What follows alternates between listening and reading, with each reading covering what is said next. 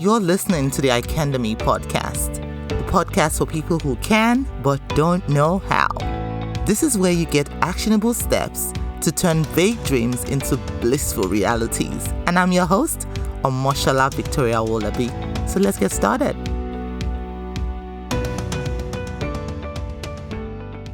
Are you at the verge of quitting your online business? Wait. Before you do that, hear this. If you have been struggling to attract clients, I totally understand how that must feel. I was also at the verge of quitting as well because I just felt everything I was doing was making no sense, attracting no clients, and I was so broke and such in a state of despair. But fortunately, I cracked the code. I got the code and I'm about to hand it to you for free. So if you've been struggling to attract clients into your business and you're just at the verge of giving it all up, try this first. Head on over to learn.icandemy.org, where I share with you how to make your first $10,000 online as a brand new coach, even if you have no social media following, yes, no huge email list, and no raving testimonials yet. Head on over to see how you can create a powerful system that works to attract clients and leads for you on demand. Head on over to learn.icandemy.org to get started. Hey, and welcome back to another episode of the Icandemy Podcast. How are you all doing? Head on over to www.icandemy.org to send me a voice message. It's super easy. All you need to do is to turn on your mic and send me a message. I always love hearing from you. Welcome back to another episode. On today's episode, I'm just going to be sharing with you what I have learned about our capacity as a human being. Remember a few episodes ago, I talked about the dimensions, what makes us, the anatomy of the human. And there we established that we are a spirit living in a human body, right? So it means we have access to the duality of realms, which gives us access to the spirit and the physical.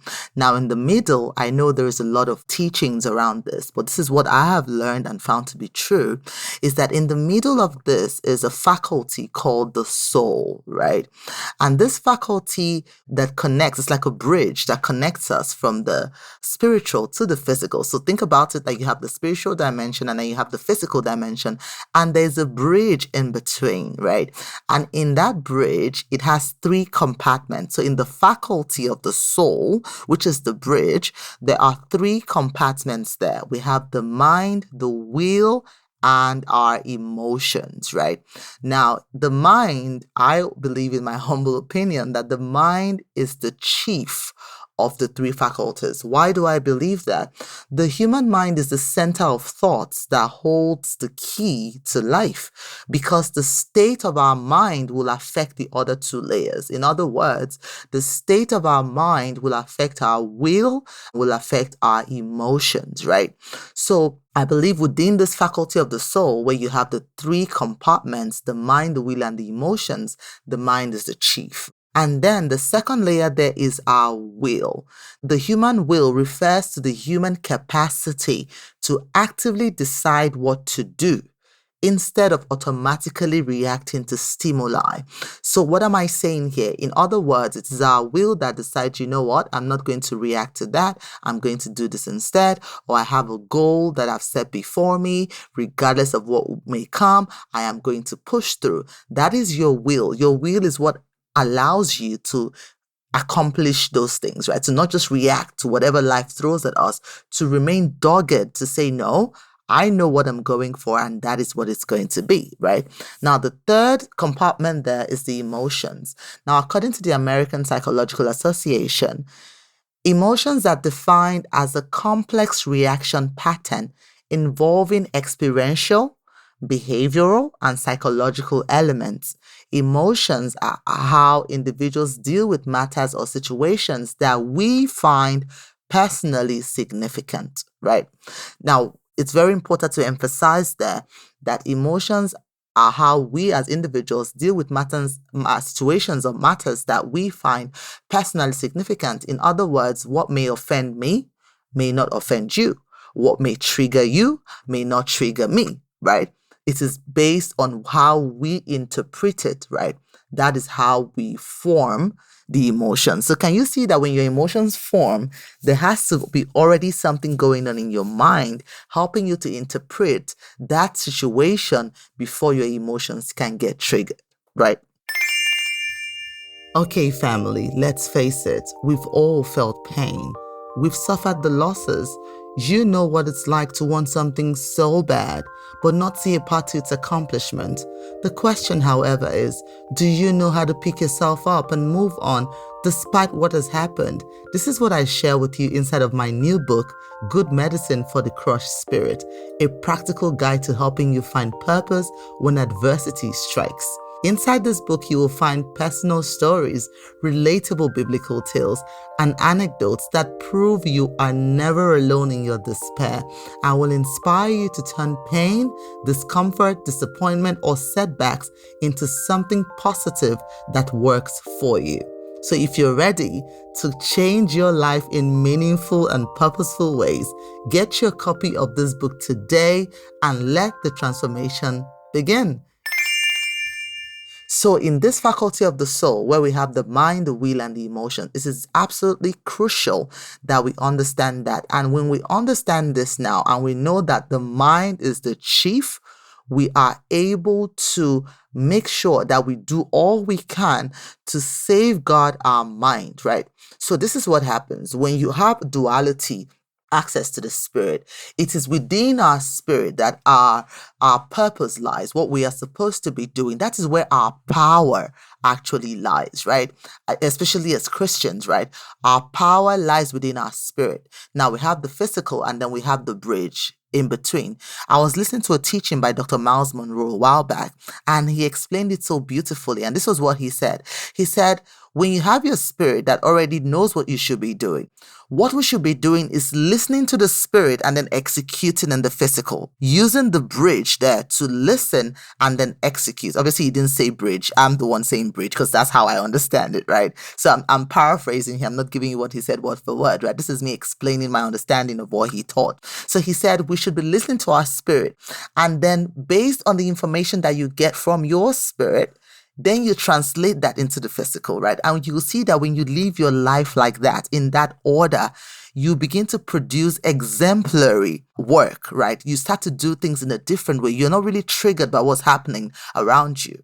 Now, what most of us do instead, because we don't understand this concept, is we look at our environment and what is going on in the physical, and we transport that into the spirit. So we look at people, we look at what's going on, we develop, malice, we start to compete, jealousy, envy, strife, or we listen to things that don't edify us. And then as soon as we take that in, remember that faculty of the soul in the middle is a bridge. Because remember, as with any bridge, you can go left or go right. You can go, how do I say this? Yeah, you can go forward or go backwards on a bridge, right? So to speak, right? Because it's a bridge, right? It doesn't say you have to only go one way. It goes both ways, right? So if the faculty of the soul is the bridge, and then you are basically feeding your spirit from external things in there, it starts to deaden your spirit. And that's why a lot of people will say, I don't know what I'm supposed to be doing here.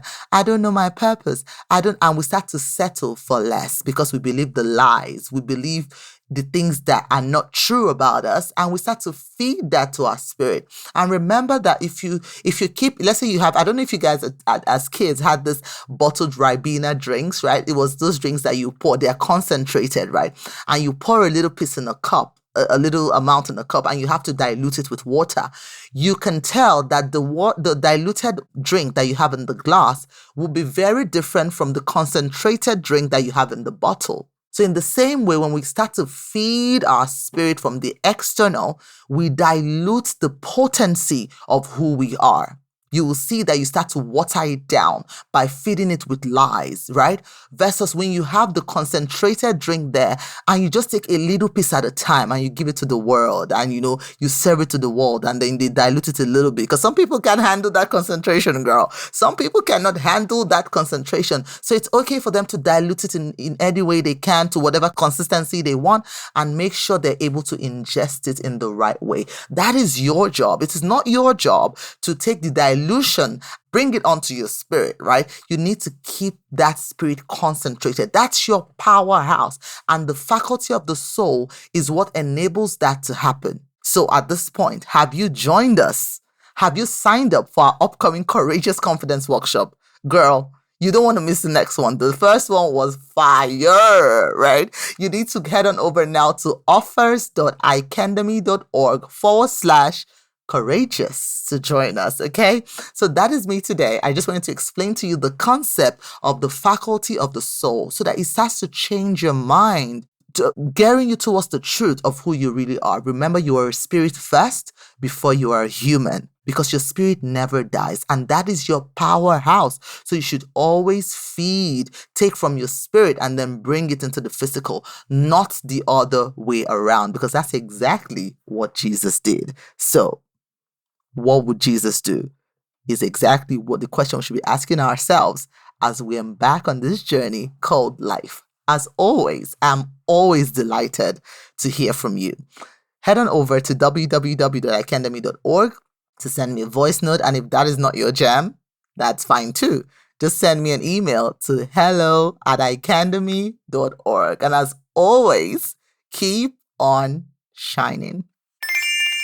This episode is sponsored by our very own Mogul Mindset Training. Are you ready to embrace new experiences, see opportunities where you thought there was none, and totally surprise yourself?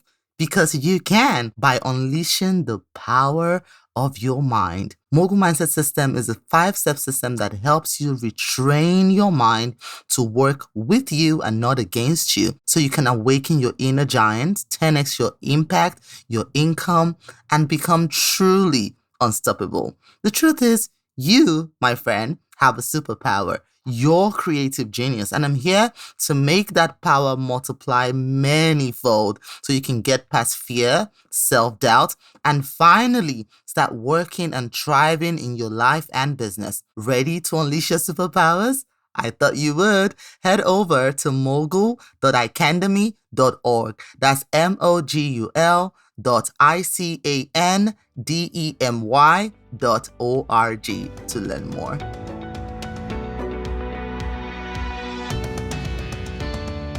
So there you have it. Thank you so much for listening. And for more content like this, follow us on our social media handles. On Facebook, it's at Icandemy, the Facebook page. On Instagram, it's at Icandemy. Or come say hello over on my personal page. On Instagram, it's at Omoshola Speaks. On Facebook, it's Victoria Wallaby. Feel free to reach out, introduce yourself, say hello. I love meeting you. And if you have any stories that you feel will inspire another woman to action, I want to hear from you. I really do. I love hearing from you. Send me an email to hello@icandemy.org. So it's hello@icandemy.org.